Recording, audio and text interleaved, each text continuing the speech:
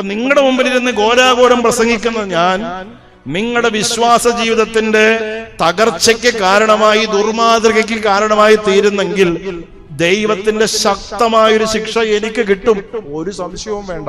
ഇവിടെ എഴുതി വെച്ചിരിക്കുക. അവന്റെ നേരെ കരമുയർത്തി നീ ശാപം വരുത്തി വെക്കാതിരിക്കുക. വിമർശനങ്ങൾ അഴിച്ചുവിടുന്നതിന് മുമ്പ് ഓർക്കണം പ്രിയപ്പെട്ടവരെ, ഞാൻ ഇപ്പൊ എന്റെ പേര് ഫാദർ ജോസ് തോമസ് എന്നാണ്.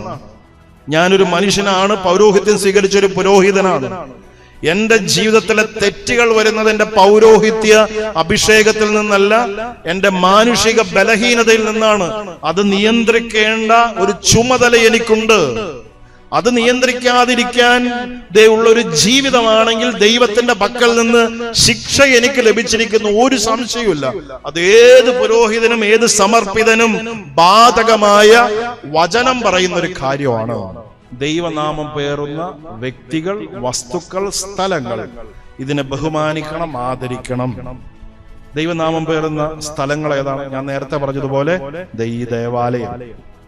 അതുപോലെ നമ്മുടെ വീടുമുണ്ട്. വീട്ടിൽ എവിടെയാണ് ആ സ്ഥലം? തിരുഹൃദയ രൂപം അണിയിച്ചൊരുക്കി വെച്ചിട്ടുള്ള ഇടം, പ്രാർത്ഥിക്കുന്ന ഇടം വിശുദ്ധമായിട്ട് അവിടെ കരുതണം. നമ്മുടെ ദേവാലയത്തിന്റെ അതിർത്തികളിലുള്ള കുരിശുപള്ളികൾ അതും വിശുദ്ധമായിട്ട് കരുതണം. പരിശുദ്ധമായ ഇടമാണ്. വസ്തുക്കളോ വെഞ്ചരിക്കപ്പെട്ടത്, ആശീർവദിക്കപ്പെട്ട വസ്തുക്കൾ. മൂന്നാമത് വ്യക്തികൾ ആരാണ്? പുരോഹിതർ, സമർപ്പിതർ, ദൈവനാമത്തിൽ ശുശ്രൂഷ ചെയ്യുന്നവർ ബഹുമാനിക്കണം, ആദരിക്കണം. ചേർന്നത് പറഞ്ഞേ ഹല്ലേലൂയ. സ്വരത്തിൽ പറഞ്ഞേ ഹല്ലേലൂയ, ഹല്ലേലൂയ. യേശുവേ നന്ദി, യേശുവേ സ്തുതി, യേശുവേ ആരാധന. Hallelujah, hallelujah, hallelujah, hallelujah. ദൈവനാമം പേറുന്ന വ്യക്തികൾ. അപ്പോ നമ്മുടെ ഇടയിലുള്ള ഒരു വലിയൊരു പ്രശ്നമാണ് ഈ അച്ഛന്മാരെയും കന്യാസ്ത്രീകളെയും സമർപ്പിതരെയും അല്ലെങ്കിൽ ബിഷപ്പുമാരെയൊക്കെ വിമർശിക്കാൻ പാടില്ല. അവർക്ക് എന്ത് തെണ്ടിത്തരം വേണേലും ചെയ്യാം, അല്ലെ? അവരെ വിമർശിക്കാൻ പാടില്ല. വിമർശനത്തിന് അതീതരായിട്ടുള്ള വ്യക്തികളാണ്. അതിനെക്കുറിച്ച് എന്തെങ്കിലും പറഞ്ഞാൽ ഉടൻ തന്നെ ശാപം ഉച്ചരിക്കും. നീ നിന്റെ കുടുംബം മുടിഞ്ഞു പോകുന്നുള്ള രീതിയിൽ സംസാരിക്കും, അല്ലെ? വീണ്ടും കാണുന്നുണ്ട്, പൗരോഹിത്യത്തെ കുറിച്ച് സംസാരിക്കുന്ന സമയത്ത് രണ്ട് വാക്ക് വിമർശനം ഉന്നയിച്ചാൽ മാത്രമേ നമുക്കത് സ്വസ്ഥതയും സമാധാനം വരികയുള്ളൂ. ഏതെങ്കിലും ഒരു അച്ഛൻ അന്റാർട്ടിക്കയിലെ ബാത്റൂമിലെ കാല് തെറ്റി വീണാലും അത് കേരളത്തിൽ വാർത്തയായിരിക്കും. ഓർക്കുക, അച്ഛന്മാരെയും കന്യാസ്ത്രീമാരെയും അല്ലെങ്കിൽ ബിഷപ്പുമാരെയും വിമർശിക്കാൻ പാടുണ്ടോ? ഈ ഒരു മേഖലയിൽ പൗരോഹിത്യവുമായിട്ട് ബന്ധപ്പെട്ട്, സമർപ്പിത ജീവിതവുമായിട്ട് ബന്ധപ്പെട്ടുള്ള മേഖലയിൽ ഒരു തിരുത്തൽ വരുത്തണം. അല്ലെങ്കിൽ വിശ്വാസ ജീവിതത്തിന്റെ മുമ്പിൽ അതും ഒരു വലിയൊരു പ്രശ്നമാണ്. വലിയൊരു പ്രശ്നമായിട്ട് അത് തീരാനായിട്ട് ഇടവരും. നിങ്ങൾ വീട്ടിൽ ചെന്നിരുന്നിട്ട് വളരെ സമാധാനമായിട്ട് വായിക്കേണ്ട ഒരു വചനഭാഗമുണ്ട്. പ്രത്യേകിച്ച് വൈദികരെ, ദേവാലയ സംവിധാനങ്ങളെ, സമർപ്പിതരെയൊക്കെ വിമർശിക്കുന്ന ഒരു സ്വഭാവം നിങ്ങൾക്കുണ്ടെങ്കിൽ നമ്മളൊരു തിരുത്തൽ വരുത്താൻ പോവുകയാണ് വചനത്തിന്റെ അടിസ്ഥാനത്തിൽ. ഇവര് ഈ വിമർശനങ്ങൾക്കൊക്കെ അതീതനാണോ എന്നുള്ളൊരു ചോദ്യത്തിനുള്ള മറുപടി എവിടെയാണ് ഈ വചനഭാഗം കിടക്കണേന്നറിയാവോ? സാമൂലിന്റെ 1-ാമത്തെ പുസ്തകം 26-ാമത്തെ അധ്യായം 1 മുതൽ 10 വരെയുള്ള തിരുവചനം. ബലി അർപ്പിക്കപ്പെടുമ്പോ, സ്തുതികീർത്തനങ്ങൾ ആലപിക്കുമ്പോ, നമ്മുടെ പള്ളിയുടെ അകത്ത് നിൽക്കുമ്പോ നമുക്ക് കിട്ടുന്ന അഭിഷേകം ഇതാണ്. സോളമൻ അന്ന് അനുഭവിച്ചതുപോലെ ദൈവത്തിന്റെ ആ ചൈതന്യം നമ്മിലേക്ക് ഇറങ്ങി വരും. ഇത് ഉറപ്പായിട്ടുള്ള ഒരു കാര്യമാണ്. തുറന്ന് വായിക്കുമ്പോൾ നമുക്ക് കാണാനായിട്ട് സാധിക്കും. പ്രത്യേകിച്ച് ഈ അധ്യായത്തിന്റെ 12ഉം 15ഉം തിരുവചനങ്ങൾ മനസ്സിരുത്തി വായിക്കണം. ഈ പള്ളിയിലേക്ക് വന്ന് മുട്ടുകുത്തുമ്പോൾ നിങ്ങൾ ഓർക്കേണ്ട ഒരു കാര്യമുണ്ട് പ്രിയപ്പെട്ടവരെ. എന്താണ് ഈ ദേവാലയത്തിന്റെ പ്രത്യേകത? ഇത് കല്ലും മണ്ണും കൊണ്ട് പണിതൊരു സ്ട്രക്ചർ അല്ല, മറിച്ച് ഇതിനകത്തുള്ള കർത്താവിന്റെ അഭിഷേകത്തിന്റെ പ്രത്യേകത എന്തെന്ന് ഈ വചനം നമ്മളെ ഓർമ്മപ്പെടുത്തും. ഇത് പറയുന്നത് ആരാന്നറിയാവോ? ഈ പ്രതിഷ്ഠയെല്ലാം കഴിഞ്ഞതിന് ശേഷം സോളമൻ സന്തോഷത്തോടുകൂടെ ഉറങ്ങാൻ കിടക്കുന്ന സമയത്ത് ദൈവം അവന് പ്രത്യക്ഷപ്പെടുക. എന്നിട്ട് അവനോട് പറയുന്ന വാക്കുകളാണ് 12-ാമത്തെ തിരുവചനം പ്രത്യേകമായിട്ട് നമ്മൾ ഓർക്കേണ്ട ഒരു കാര്യം. എന്താണെന്നറിയാവോ? ആദ്യം അവിടെ കർത്താവ് പറയുന്നൊരു കാര്യം ഇതാണ്: ഞാൻ നിന്റെ പ്രാർത്ഥന കേട്ടിരിക്കുന്നു, ഞാൻ ബലിയർപ്പിക്കാനുള്ള ഈ സ്ഥലം ഞാൻ തെരഞ്ഞെടുത്തിരിക്കുന്നു. ഞാൻ നിന്റെ പ്രാർത്ഥന കേട്ടിരിക്കുന്നു, എനിക്ക് ബലിയർപ്പിക്കാനായിട്ട് ഒരുക്കിയിരിക്കുന്ന ഈ സ്ഥലം ഞാൻ തിരഞ്ഞെടുത്തിരിക്കുന്നു. ഈ സ്ഥലത്ത് ബലിയർപ്പിക്കുന്നത് പ്രത്യേകമായിട്ട് എനിക്ക് വേണ്ടിയാണ്. അതുകൊണ്ട് ഈ സ്ഥലത്തെ ഞാൻ തെരഞ്ഞെടുത്തിരിക്കുന്നു. ദൈവം തെരഞ്ഞെടുത്തൊരു സ്ഥലമായത്.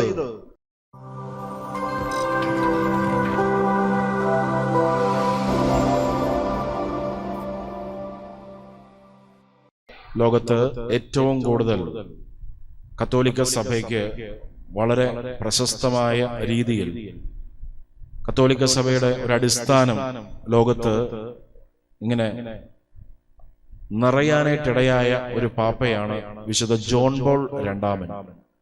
പോളണ്ടുകാരനായ കരോൾ വൈറ്റിവ എന്ന ഈ കർദിനാള് അനേകം വർഷം സഭയെ നയിച്ചു എന്ന് മാത്രമല്ല വളരെ ജനപ്രിയനായ ഒരു പാപ്പ കൂടെയായിരുന്നു. അദ്ദേഹം ഒരുപാട് തവണ ലോകസഞ്ചാരം നടത്തിയിട്ടുണ്ട്. നമുക്കറിയാവുന്ന ഒരു വ്യക്തി തന്നെയാണ്. അദ്ദേഹം ഒരിക്കൽ ഒരു ലോകസഞ്ചാരം കഴിഞ്ഞ് തിരികെ വരുന്ന സമയത്ത് പത്രപ്രതിനിധികൾ പത്രസമ്മേളനത്തിൽ ഒരു ചോദ്യം ചോദിച്ചു. 5 ഭൂഖണ്ഡങ്ങളിലും കത്തോലിക്കരുടെ സാന്നിധ്യം, അതിനെക്കുറിച്ച് അങ്ങേക്ക് പറയാനായിട്ടുള്ള കാര്യം എന്താണ്? അതിന് അദ്ദേഹം പറഞ്ഞ മറുപടിയാണ് അത്ഭുതപ്പെടുത്തുന്ന മറുപടി. ഏത് മതനേതാവായാലും ഏത് സമുദായ നേതാവായാലും അഹങ്കാരത്തോടും അഭിമാനത്തോടും കൂടെ പറയേണ്ട ഒരു മറുപടി. അതൊന്നുമല്ല അദ്ദേഹം പറഞ്ഞത്. അദ്ദേഹം പറഞ്ഞ മറുപടി എന്താണെന്നറിയാവോ? Religion has become a question of utility. നമുക്ക് ഇങ്ങനെ അതിനെ വ്യാഖ്യാനിക്കാം, മൊഴിമാറ്റം നടത്താം. Religion has become a question of utility. മതം എന്ന് പറയുന്നത്, മതാരാധന എന്ന് പറയുന്നത് താൽക്കാലിക ലാഭം നേടാനുള്ള മാർഗമാക്കി മനുഷ്യൻ അധംപതിപ്പിച്ചിരിക്കുന്നു എന്ന് ഒരു സമുദായ നേതാവും മതനേതാവും പറയുന്ന വാക്കുകളാണ്. എത്രയോ ഉൾക്കാഴ്ച തരുന്നൊരു കാര്യം ഇതാണ്. നമ്മുടെ ആത്മീയത അല്ലെങ്കിൽ ദൈവവുമായുള്ള നമ്മുടെ ബന്ധം വിശകലന വിധേയമാക്കുന്ന ഒരു കാര്യമാണ്. എന്തിനാണ് നമുക്ക് ദൈവം എന്ന് ചോദിച്ചാൽ നമ്മുടെ ഭൗതികമായ നേട്ടങ്ങൾ നേടിയെടുക്കാനുള്ള ഒന്നിനു വേണ്ടിയിട്ട് മാത്രമാണോ? ആണെങ്കിൽ അത് നമ്മൾ തിരുത്തണം. ചേർന്ന് പറഞ്ഞേ ഹല്ലേലൂയ. മുസ്ലിം പറഞ്ഞേ ഹല്ലേലൂയ, ഹല്ലേലൂയ, ഹല്ലേലൂയ. വിശുദ്ധ പൗലോസ് അപ്പോസ്തലൻ വർഷങ്ങൾക്ക് മുമ്പ് ഇതേ കാര്യം തന്നെ പറഞ്ഞിട്ടുണ്ട്. തിമോത്തിയോസിന് എഴുതിയിട്ടുള്ള 2-ാമത്തെ ലേഖനം 3:5 സഭയിലെ ബിഷപ്പായിരുന്ന തിമോത്തിയോസിന് എഴുതിയ നിർദ്ദേശങ്ങളിൽ നമ്മുടെ 2-ാമത്തെ ലേഖനം അതിന്റെ 3-ാം അധ്യായം 5-ാം തിരുവചനം ഇങ്ങനെ വചനത്തിൽ വായിക്കുക. അവർ ഭക്തിയുടെ ബാഹ്യരൂപം നിലനിർത്തി അതിന്റെ ചൈതന്യത്തെ നശിപ്പിച്ചു കളയുന്നു. നമ്മുടെയൊക്കെ പള്ളികൾ ഇങ്ങനെ നിറഞ്ഞു കവിയാണ്. ദേവാലയങ്ങളും ദേവാലയ സംബന്ധിയായിട്ടുള്ള ആത്മീയ ശുശ്രൂഷകളിലൊക്കെ നിറച്ച ആളാണ്. ഭക്തിയുടെ ബാഹ്യരൂപമുണ്ട്, പക്ഷേ അപ്പോസ്തലൻ പറയുകയാണ് അതിന്റെ ചൈതന്യത്തെ നശിപ്പിച്ചു കളയുന്നു. എങ്ങനെ ഈ ചൈതന്യം നഷ്ടപ്പെട്ടു പോകുന്നത്? വീണ്ടും വചനം തന്നെ പറഞ്ഞു തരികയാണ്. തീത്തൂസിന് എഴുതിയ ലേഖനം അതിന്റെ 1:16. തീത്തൂസിന് എഴുതിയ ലേഖനം 1:16 ഇങ്ങനെ വചനത്തിൽ വായിക്കുക. തങ്ങൾ ദൈവത്തെ അറിയുന്നു എന്നവർ ഭാവിക്കുന്നു, എന്നാൽ പ്രവർത്തികൾ വഴി അവർ ദൈവത്തെ നിഷേധിക്കുന്നു. പ്രവർത്തികൾ വഴി അവർ ദൈവത്തെ നിഷേധിക്കുന്നു എന്ന് വെച്ചാൽ വിശ്വസിക്കുന്നതും പ്രഘോഷിക്കുന്നതും ജീവിക്കുന്നതും തമ്മിൽ ഒരു സാമ്യവുമില്ല. ചേർന്ന് പറഞ്ഞേ ഹല്ലേലൂയ, ഹല്ലേലൂയ, ഹല്ലേലൂയ, ഹല്ലേലൂയ. കൊറിന്ത്യക്കാർക്ക് എഴുതിയ 2-ാമത്തെ ലേഖനം 3:13-5 2 കൊറിന്ത്യർ 13:5 കുറച്ചുകൂടെ വ്യക്തമായിട്ട് വിശുദ്ധ പൗലോസ് അപ്പോസ്തലൻ അത് പറഞ്ഞു തരും. എന്താ കുഴപ്പമൊന്ന് എന്താണെന്ന് അറിയാവോ? അദ്ദേഹം പറയുന്ന കാര്യം ഇതാണ്. നമ്മൾ നമ്മളെ തന്നെ പരിശോധിച്ചറിയണം. നിങ്ങൾ നിങ്ങളുടെ വിശ്വാസത്തിൽ നിലനിൽക്കുന്നുണ്ടോ എന്ന് പരിശോധിച്ചറിയുവിൻ. നിങ്ങൾ നിങ്ങളുടെ വിശ്വാസത്തിൽ നിലനിൽക്കുന്നുണ്ടോ എന്ന് പരിശോധിച്ചറിയുവിൻ.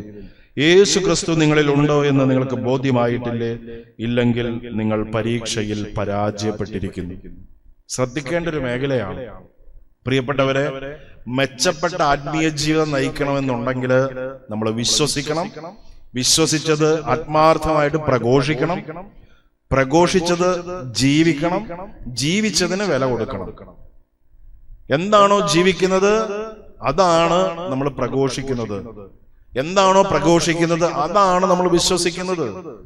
അങ്ങനെയുള്ള ഒരു ജീവിതത്തിന്റെ അനുഭവം ഉണ്ടാകണം.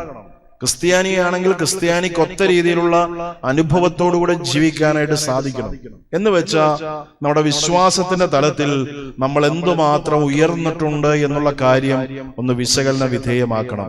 ചേർന്ന് പറഞ്ഞേ ഹല്ലേലൂയ. ഉയർത്തി പറയാവോ ഹല്ലേലൂയ, ഹല്ലേലൂയ. യേശുവേ നന്ദി, യേശുവേ സ്തുതി, യേശുവേ ആരാധന. Hallelujah, hallelujah, hallelujah, hallelujah. ഈ മഹാമാരി കൊറോണ ആരംഭിച്ച സമയത്ത് എനിക്ക് പരിചയമുള്ള ഒരു പയ്യനാണ്. വിശ്വാസിയൊന്നുമല്ല, സഭയുമായിട്ട് ബന്ധപ്പെട്ട് വിശ്വാസവുമായിട്ട് ബന്ധപ്പെട്ട് എന്തെങ്കിലുമൊക്കെ ഇഷ്യൂ ഉണ്ടായാൽ ഉടനെ അവൻ ഫോൺ വിളിക്കും. എന്നിട്ട് നമ്മളിങ്ങനെ ചൊറിയാൻ തുടങ്ങും, എന്തെങ്കിലുമൊക്കെ കാര്യം പറഞ്ഞിങ്ങനെ പ്രകോപിപ്പിക്കും. പ്രത്യേകിച്ച് ഈ മഹാമാരിയുടെ കാലഘട്ടത്തിൽ അവൻ പറഞ്ഞൊരു കാര്യം ഇതാണ്: ഇപ്പൊ എന്തായി പള്ളി കൊണ്ട്, ഇപ്പൊ എന്തായി ദൈവവിശ്വാസം കൊണ്ട്, എന്തായി പള്ളി തന്നെ ദേവാലയം അടച്ചിട്ടില്ലേ, പള്ളിയിൽ പോണ്ട എന്ന് പറഞ്ഞില്ലേ, ഇങ്ങനെ സാമൂഹ്യ മാധ്യമങ്ങളുടെ ഓൺലൈനിലൂടെ കുർബാന കണ്ടാ പോരെ എന്ന് പറഞ്ഞില്ലേ. അവൻ ഇങ്ങനെ വിമർശിച്ചുകൊണ്ടിരിക്കുക. ദേവാലയത്തിൽ പോയി പ്രാർത്ഥിക്കേണ്ടതിന് ആവശ്യകതയുണ്ടോ എന്നുള്ളത് കൃത്യമായ മറുപടി അവന് പറഞ്ഞു കൊടുത്തു. അതുകൊണ്ട് തിരിച്ചൊന്നും പറഞ്ഞില്ല. പ്രിയപ്പെട്ടവരെ, ഈ പള്ളികൾ തുറന്നപ്പോൾ നമ്മളിപ്പോഴും അനുഭവിക്കുന്ന ഒരു പ്രശ്നം അതാണ്. പ്രത്യേകിച്ച് നമ്മുടെ കുട്ടികള് ഈ ദേവാലയവുമായിട്ട് ബന്ധപ്പെട്ട് ഈ ഒരു പ്രതിസന്ധി നമ്മുടെ മുമ്പിൽ അവതരിപ്പിക്കും. എന്തിനാ പള്ളി പോണേ? പള്ളി പോയി പ്രാർത്ഥിക്കുന്നതുകൊണ്ട് പ്രത്യേകിച്ച് കാര്യമുണ്ടോ? ഈ ദേവാലയത്തിന്റെ പ്രസക്തി എന്താണ് നമ്മുടെ ജീവിതത്തിലെന്ന് വിശ്വാസത്തെ കുറിച്ച് ചിന്തിക്കുമ്പോൾ നമ്മൾ ആദ്യം ചിന്തിക്കേണ്ട ഒരു കാര്യം, ഒരു വിശ്വാസിയെ സംബന്ധിച്ച് അവന്റെ ജീവിതത്തിന്റെ അടിസ്ഥാനപരമായി അവൻ ദേവാലയവുമായി ബന്ധപ്പെട്ടാണ് ജീവിക്കുക. ചേർന്ന് പറഞ്ഞേ hallelujah, hallelujah, hallelujah, hallelujah, hallelujah, hallelujah. ദേവാലയം എന്ന് പറയുമ്പോൾ നിങ്ങൾ ഈ സ്ട്രക്ചർ വിചാരിക്കരുത് കേട്ടോ. ഈ കല്ലും മണ്ണും കൊണ്ട് പണിതിട്ടുള്ള ഈ സ്ട്രക്ചർ വിചാരിക്കരുത്. മറിച്ച് അതിനപ്പുറമുള്ള ഒരു കാര്യമുണ്ട്. ഇവിടെയുള്ള വിശ്വാസത്തിന്റെ തീക്ഷ്ണത അല്ലെങ്കിൽ ദൈവ സാന്നിധ്യത്തിന്റെ അനുഭവം, അതാണ് ദേവാലയം, ദൈവം വസിക്കുന്ന ഇടം എന്നുള്ള കാര്യം പ്രത്യേകമായിട്ട് നമ്മൾ ഓരോരുത്തരും മനസ്സിലാക്കുക. ഈ വിശുദ്ധ ബൈബിളിൽ കൃത്യമായിട്ട് രേഖപ്പെടുത്തുന്ന ഒരു കാര്യമുണ്ട്. മനസ്സിൽ വിശ്വാസം പോരെ, മനസ്സിൽ ദൈവചിന്ത പോരാ. മനസ്സിലിരിക്കുന്ന ദൈവത്തോട് പ്രാർത്ഥിച്ചാൽ പോരെ, അത് മാത്രം പോരാ. നമ്മള് ബൈബിൾ വായിക്കുമ്പോൾ തുടക്കം മുതൽ തന്നെ കാണുന്ന ഒരു കാഴ്ച ഇതാണ്: വിശ്വാസി ദൈവവുമായി ബന്ധപ്പെട്ട് ജീവിതം ആരംഭിക്കുമ്പോൾ ബലിപീഠം പണിയുവാനും ദേവാലയം പണിതുയർത്താനുമുള്ള നിർദ്ദേശം അവന് വ്യക്തമായിട്ട് കൊടുക്കുകയാണ്. ദേവാലയത്തിൽ ഒരു പ്രാധാന്യമുണ്ട് എന്നുള്ളത് മറന്നു പോകാതിരിക്കുക. ചേർന്ന് പറഞ്ഞേ ഹല്ലേലൂയ, ഹല്ലേലൂയ. ആരെങ്കിലും നിങ്ങളോട് ചോദിക്കുന്നു, എന്തിനാ ഈ പള്ളി, ഈ പള്ളിയിൽ വന്ന് പ്രാർത്ഥിക്കുന്നത് കൊണ്ട് എന്ത് പ്രത്യേകമായി മെച്ചമെന്ന് ചോദിച്ചാൽ വചനത്തിലൂടെ അവർക്ക് മറുപടി കൊടുക്കാനായിട്ട് സാധിക്കണം. ആദ്യമായിട്ട് നമ്മൾ പറയേണ്ടത്, എന്റെ വിശ്വാസത്തിന്റെ അടിസ്ഥാനം എന്ന് പറയുന്നത് ഈ ദേവാലയമാണ്. ഇവിടെ നിന്ന് ഉയരുന്ന പ്രാർത്ഥനകളും ഇവിടെ നിന്നുള്ള കാര്യങ്ങളുമാണ് എന്റെ ജീവിതത്തെ ബലപ്പെടുത്താനായിട്ട് ഇടയാകുന്നത്. പുറപ്പാടിന്റെ പുസ്തകം 20-ാം അധ്യായം അതിന്റെ 24-ാമത്തെ തിരുവചനം ഉദാഹരണത്തിന്, മോശയോട് ദൈവം പറയുന്ന ഒരു കാര്യമുണ്ട്. എന്താണെന്നറിയാവോ? നിങ്ങൾ എനിക്ക് മണ്ണ് കൊണ്ടൊരു ബലിപീഠം ഉണ്ടാക്കണം, അതിന്മേൽ ആടുകളെയും കാളകളെയും ദഹന ബലികളും സമാധാന ബലികളുമായി അർപ്പിക്കണം. നിങ്ങൾ എനിക്ക് വേണ്ടിയിട്ട് മണ്ണ് കൊണ്ടൊരു ബലിപീഠം ഉണ്ടാക്കണം, അവിടെ എനിക്ക് വേണ്ടി ആടുകളെയും കാളകളെയും കൊണ്ട് ദഹന ബലിയും സമാധാന ബലിയും അർപ്പിക്കണം. അടുത്ത വചനം ശ്രദ്ധിക്കണേ: എന്റെ നാമം അനുസ്മരിക്കാൻ ഞാൻ ഇടവരുത്തുന്നിടത്തെല്ലാം ഞാൻ നിങ്ങളുടെ അടുക്കൽ വന്ന് നിങ്ങളെ അനുഗ്രഹിക്കും. എന്താണ് ഈ സ്ഥലത്തിന്റെ പ്രത്യേകത? എവിടെ നിങ്ങൾ ആ ബലിപീഠം ഉണ്ടാക്കുന്നുവോ അവിടെ ദൈവത്തിന്റെ നാമം സ്മരിക്കപ്പെടും. സ്മരിക്കപ്പെടുക മാത്രമല്ല, അവിടെ ദൈവം വന്ന് എല്ലാവരെയും അനുഗ്രഹിക്കാനായിട്ട് ഇടയാകും. ചേർന്ന് പറഞ്ഞേ ഹല്ലേലൂയ. മുസ്ലിം പറയാവോ ഹല്ലേലൂയ, ഹല്ലേലൂയ, ഹല്ലേലൂയ. യേശുവേ നന്ദി, യേശുവേ സ്തുതി, യേശുവേ ആരാധന. അടുത്തൊരു വചനം കൂടെ ശ്രദ്ധിക്കണേ പ്രിയപ്പെട്ടവരെ. ദിനവൃത്താന്തത്തിന്റെ 2-ാമത്തെ പുസ്തകം 7-ാം അധ്യായം, അതിന്റെ ഹെഡിങ് തന്നെ, ആ അധ്യായത്തിന്റെ ഹെഡിങ് തന്നെ ദേവാലയ പ്രതിഷ്ഠ എന്നാണ്. എന്താണ് അവിടെ സൂചിപ്പിച്ചിരിക്കുന്ന കാര്യം എന്നറിയാവോ? സോളമൻ ദൈവത്തിന് വേണ്ടിയിട്ട് ഒരു ആലയം പണിയുന്നു. ജെറുസലേം നഗരം പണിതുയർത്തിയത് ദാവീദ് മഹാരാജാവാണെങ്കിൽ ജെറുസലേമിൽ ആ ദേവാലയം പണിതുയർത്തുന്നത് സോളമനാണ്. മനോഹരമായൊരു ദേവാലയം. അത് പണിതുയർത്തിയതിനു ശേഷം ദിവസങ്ങൾ, ഏകദേശം 10 ദിവസം നീണ്ടു നിൽക്കുന്ന ഗംഭീരമായിട്ടുള്ള കാര്യങ്ങളാണ് അവിടെ നടക്കുന്നത്. വലിയൊരു ആഘോഷമാണ്, ആത്മീയ ആഘോഷമാണ് അവിടെ നടക്കുന്നത്. അത് മാത്രമല്ല, രാജാവ് തന്റെ മഹത്വം എല്ലാം മാറ്റിവെച്ച് പുരോഹിതന്മാരുമായിട്ട് ഒരുമിച്ച് ആലയത്തിന്റെ അകത്തേക്ക് പ്രവേശിച്ചിട്ട് സ്തുതികീർത്തനങ്ങൾ കൊണ്ട് ദൈവത്തെ മഹത്വപ്പെടുത്തും. അപ്പൊ അവിടെ സൂചിപ്പിക്കുന്നുണ്ട്, നമ്മൾ വായിക്കുന്നുണ്ട്, എന്താണെന്നറിയാവോ? അവിടേക്ക് കർത്താവിന്റെ കൃപ, കർത്താവിന്റെ അഭിഷേകം മേഘം പോലെ ഇറങ്ങി വരികയും എല്ലാവരുടെയും മേൽ ആവസിക്കുകയും ചെയ്യുകയാണ്. ചെറുന്ന് പറഞ്ഞേ ഹല്ലേലൂയാ. ഉയർത്തി പറഞ്ഞേ ഹല്ലേലൂയാ, ഹല്ലേലൂയാ. യേശുവേ നന്ദി, യേശുവേ സ്തുതി, യേശുവേ ആരാധന, യേശുവേ മഹത്വം. ബലി അർപ്പിക്കപ്പെടുമ്പോ, സ്തുതികീർത്തനങ്ങൾ ആലപിക്കുമ്പോ, നമ്മുടെ പള്ളിയുടെ അകത്ത് നിൽക്കുമ്പോ നമുക്ക് കിട്ടുന്ന അഭിഷേകം ഇതാ. സോളമൻ അന്ന് അനുഭവിച്ചതുപോലെ ദൈവത്തിന്റെ ആ ചൈതന്യം നമ്മിലേക്ക് ഇറങ്ങി വരും. ഇത് ഉറപ്പായിട്ടുള്ള ഒരു കാര്യമാണ്. തുടർന്ന് വായിക്കുമ്പോൾ നമുക്ക് കാണാനായിട്ട് സാധിക്കും. പ്രത്യേകിച്ച് ഈ അധ്യായത്തിന്റെ 12ഉം 15ഉം തിരുവചനങ്ങൾ മനസ്സിരുത്തി വായിക്കണം. ഈ പള്ളിയിലേക്ക് വന്ന് മുട്ടുകുത്തുമ്പോൾ നിങ്ങൾ ഓർക്കേണ്ട ഒരു കാര്യമുണ്ട് പ്രിയപ്പെട്ടവരെ. എന്താണ് ഈ ദേവാലയത്തിന്റെ പ്രത്യേകത? ഇത് കല്ലും മണ്ണും കൊണ്ട് പണിതൊരു സ്ട്രക്ചർ അല്ല, മറിച്ച് ഇതിനകത്തുള്ള കർത്താവിന്റെ അഭിഷേകത്തിന്റെ പ്രത്യേകത എന്തെന്ന് ഈ വചനം നമ്മൾ ഓർമ്മപ്പെടുത്തും. ഇത് പറയുന്നത് ആരാന്നറിയാവോ?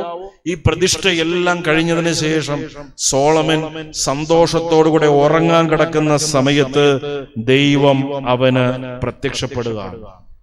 എന്നിട്ട് അവനോട് പറയുന്ന വാക്കുകളാണ് 12ാമത്തെ തിരുവചനം പ്രത്യേകമായിട്ട് നമ്മൾ ഓർക്കേണ്ട ഒരു കാര്യം. എന്താണെന്നറിയാവോ?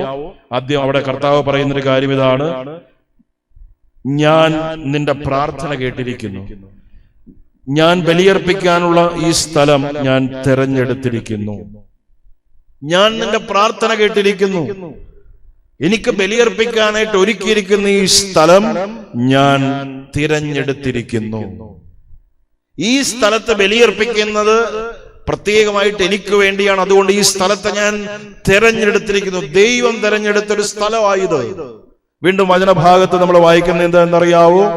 ഇപ്രകാരമാണ് 15ാമത്തെ തിരുവചനത്തിൽ: ഇവിടെ നിന്നുയരുന്ന പ്രാർത്ഥനകൾക്ക് നേരെ എന്റെ കണ്ണും കാതും ജാഗരൂകമായിരിക്കും. ഇവിടെ നിന്നുയരുന്ന പ്രാർത്ഥനകൾക്ക് നേരെ എന്റെ കണ്ണും കാതും ജാഗരൂകമായിരിക്കും.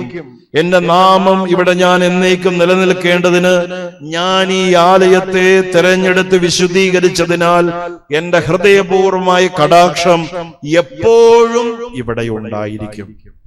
മനസ്സിലായോ? ദൈവത്തിന്റെ കടാക്ഷം എപ്പോഴും ഇവിടെ ഉണ്ടായിരിക്കും. തന്റെ പ്രതിസന്ധിയുടെ സമയത്ത്, തകർച്ചയുടെ സമയത്ത് ദാവീദ് പ്രാർത്ഥിക്കുന്ന ഒരു പ്രാർത്ഥനയുണ്ട് പ്രിയപ്പെട്ടവരെ ബൈബിളില്. കർത്താവ് കേൾക്കുന്നുണ്ടോ? കർത്താവിന്റെ കണ്ണുനീർ അറിയുന്നുണ്ടോ? കർത്താവിനെ മനസ്സിലാക്കുന്നുണ്ടോ എന്നുള്ള ചോദ്യത്തിനുള്ള ഒരു മറുപടി സങ്കീർത്തന പുസ്തകം അതിന്റെ 18ാമത്തെ അധ്യായത്തിന്റെ 6ാം തിരുവചനം. എന്താണ് വചനത്തിൽ വായിക്കണേന്നറിയാവോ? കഷ്ടതയിൽ ഞാൻ കർത്താവിനെ വിളിച്ചപേക്ഷിച്ചു, എന്റെ ദൈവത്തോട് ഞാൻ സഹായത്തിനായി നിലവിളിച്ചു. കഷ്ടതയിൽ ഞാൻ കർത്താവിനെ വിളിച്ചപേക്ഷിച്ചു, എന്റെ ദൈവത്തോട് ഞാൻ സഹായത്തിനായി നിലവിളിച്ചു. അടുത്ത വചനം ശ്രദ്ധിക്കണേ: അവിടുന്ന് തന്റെ ആലയത്തിൽ നിന്ന് എന്റെ അപേക്ഷ കേട്ടു, എന്റെ നിലവിളി അവിടത്തെ കാതുകളിൽ എത്തി. എവിടെ വെച്ചാ? തന്റെ ആലയത്തിൽ. വലതീർത്തി ഒന്ന് പറഞ്ഞ് ഹല്ലേലൂയ. ഉയർത്തി പറയാവോ? Hallelujah, hallelujah. യേശുവേ നന്ദി, യേശുവേ സ്തുതി, യേശുവേ ആരാധന. Hallelujah, hallelujah, hallelujah, hallelujah. ഇനി എന്റെ ചോദ്യം: വീട്ടിലിരുന്ന് പ്രാർത്ഥിക്കണോ, മനസ്സിൽ പ്രാർത്ഥിക്കണോ, ദേവാലയത്തിൽ പ്രാർത്ഥിക്കണോ? ഉത്തരം നിങ്ങൾ കണ്ടെത്തിക്കോ. ഞാനിരുന്ന് നിങ്ങൾ ചോദിക്കുകയാണെങ്കിൽ ഈ ബൈബിളിൽ നിന്ന് എത്ര വേണേലും വചനം എടുത്ത് തരാം. ഓർക്കണം പ്രിയപ്പെട്ടവരെ, വീട്ടിലിരുന്ന് പ്രാർത്ഥിക്കണോ, ഓൺലൈൻ കുർബാന കാണണോ, അല്ല എങ്കിൽ മനസ്സിൽ പ്രാർത്ഥിക്കണോ, ദൈവത്തോട് ഉള്ളി പറയുന്നു എന്ന് പറയണമോ, ദേവാലയത്തിൽ വന്നിരിക്കണമോ, പ്രാർത്ഥിക്കണമോ? ഈ ആലയത്തിൽ വരുമ്പോൾ നിന്റെ ജീവിതത്തെ കർത്താവ് കൃത്യമായിട്ട് കാണുന്നു. നിന്റെ ജീവിതത്തിന്റെ ഓരോ അനുഭവങ്ങളെയും, നിന്റെ കണ്ണുനീരിനെയും, നിന്റെ സങ്കടങ്ങളെയും എല്ലാം കർത്താവ് കൃത്യമായിട്ട് കാണുന്നു. പുതിയ നിയമത്തിൽ നമ്മൾ കാണുന്നില്ലേ, യേശു കർത്താവ് ഏറ്റവും കൂടുതൽ ക്രുദ്ധനായി കോപാവേശത്തോടുകൂടെ ഒരു വിശുദ്ധീകരണം നടത്തിയത് എവിടെയാണ്? യോഹന്നാന്റെ സുവിശേഷം 2-ാമത്തെ അധ്യായത്തിൽ നമ്മൾ വായിക്കുന്നുണ്ട്. ദേവാലയത്തിന്റെ വിശുദ്ധീകരണം 16-ാം തിരുവചനത്തിൽ എന്താ പറയണേന്നറിയാവോ? എന്റെ പിതാവിന്റെ ആലയം നിങ്ങൾ കച്ചവട സ്ഥലമാക്കി മാറ്റിയിരിക്കുന്നു. ഇത് പറഞ്ഞുകൊണ്ട് അവൻ നിൽക്കുമ്പോ ശിഷ്യന്മാർ അനുസ്മരിച്ചൊരു കാര്യമുണ്ട്. എന്താണെന്നറിയാവോ? അവൻ പ്രത്യേകമായി ഓർത്തൊരു കാര്യം, തന്റെ ആലയത്തെക്കുറിച്ച് ഉള്ള തീക്ഷ്ണത അവനെ വിഴുങ്ങിക്കളയുന്നു. 69-ാമത്തെ സങ്കീർത്തനത്തിൽ വായിക്കുന്ന ഭാഗം. അപ്പൊ ദൈവത്തിന്റെ കടാക്ഷമുള്ള ഇടമാണത്. അവിടെ നടക്കുന്ന അശുദ്ധിക്കെതിരെ കർത്താവ് വളരെ ശക്തമായ ഭാഷയിൽ പ്രതികരിക്കുന്നു. നമ്മൾ ഈ ആലയത്തിൽ വന്ന് പ്രാർത്ഥിക്കുമ്പോൾ ഈ ഒരു ബോധ്യം ഉണ്ടാകണം. ചേർന്ന് പറഞ്ഞേ ഹല്ലേലൂയ. സ്വരത്തിൽ പറഞ്ഞേ ഹല്ലേലൂയ, ഹല്ലേലൂയ, ഹല്ലേലൂയ. 2 അനുഭവങ്ങൾ ഞാൻ പറയാം. ഒന്ന്, ഞാൻ ഈ ആലുവയില് നമ്മുടെ മംഗലപ്പുഴ സെമിനാരിയില് ആ മംഗലപ്പുഴ പാലത്തിന്റെ സമീപത്ത് ഒരു നിത്യാരാധന പള്ളിയുണ്ട്. നിത്യാരാധന പള്ളി പണ്ടൊരു പോലീസ് സ്റ്റേഷൻ ആയിരുന്നു. ഗവൺമെന്റിന് കൊടുത്തതാണ്. അത് സെമിനാരി തിരിച്ചെടുത്തിട്ട് നിത്യാരാധന പള്ളിയാക്കി മാറ്റി. നിങ്ങളൊരു കാര്യം ഓർക്കണം കേട്ടോ, എത്രയോ നിത്യാരാധന പള്ളികൾ നമ്മുടെ ദേവാലയത്തിലും വീണ്ടും അത് ആരംഭിക്കുന്നുണ്ട്.